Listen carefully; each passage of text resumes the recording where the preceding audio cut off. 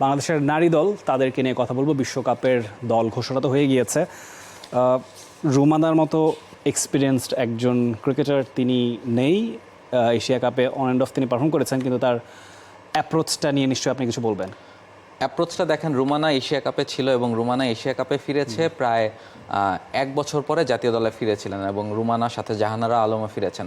তবে জাহানারা আলম কিন্তু তিনি এশিয়া কাপে পারফর্ম করে তিনি আসলে ওয়ার্ল্ড কাপেও জায়গাটা কনফার্ম করে ফেলেছেন এবং আমরা এই জায়গাটাতে দেখতে পাচ্ছি যে রুমানার জায়গায় আরেকজন ব্যাটারকে নেওয়া হয়েছে, তাজ নিহাল, এবং তিনি আসলে এর আগে কখনোই বাংলাদেশের হয়ে ইন্টারন্যাশনাল ম্যাচ খেলেননি।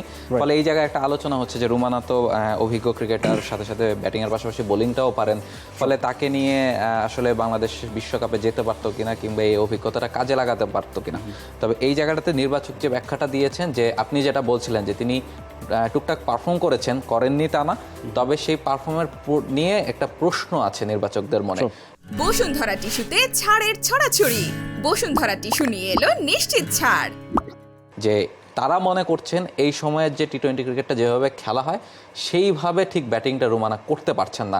তারা আরেকটু অ্যাগ্রেসিভ ক্রিকেট খেলতে চান। তারা মনে করছেন যে দলের যে মোমেন্টাম সেটা ধরতে পারছেন না রুমানা, সেই রিদমটা ধরতে পারছেন না।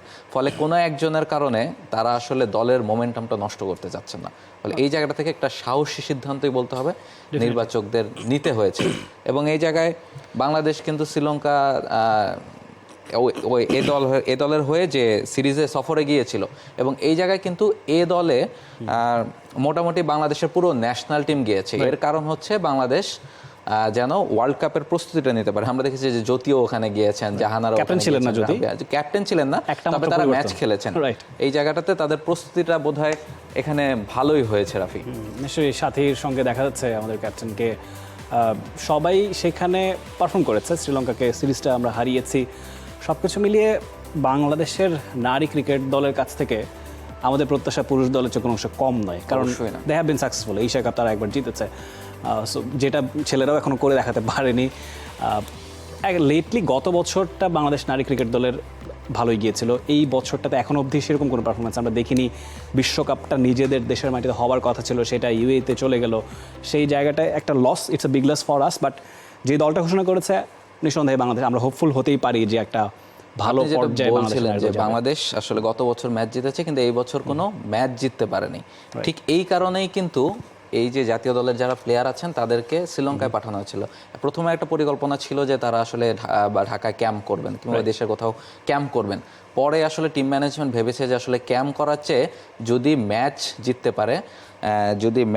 পারে সেই জায়গাটাতে আসলে বা ম্যাচ খেলার যে সিচুয়েশন, এবং আমরা দেখেছি শ্রীলঙ্কাতে গিয়ে বাংলাদেশ 5 ম্যাচের যে টি-20 সিরিজ এর মধ্যে 4টা ম্যাচে জিতেছে এবং ন্যাশনাল টিমের প্লেয়াররা অন অ্যান্ড অফ পারফর্ম করেছেন। ফলে এইটাই আসলে বাংলাদেশের টিম ম্যানেজমেন্ট কিংবা নির্বাচকরা চাচ্ছিলেন যে ওয়ার্ল্ড কাপে যাওয়ার আগে এই যে জয়ের যে অভ্যাসটা সেটা যেন নিয়ে যেতে পারে। আসলে এর চেয়ে বড় প্রস্তুতি তো আসলে হতে পারে না।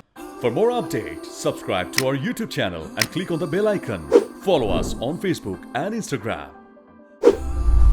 Download T-Sports app to enjoy exciting games and highlights. Visit tsports.com.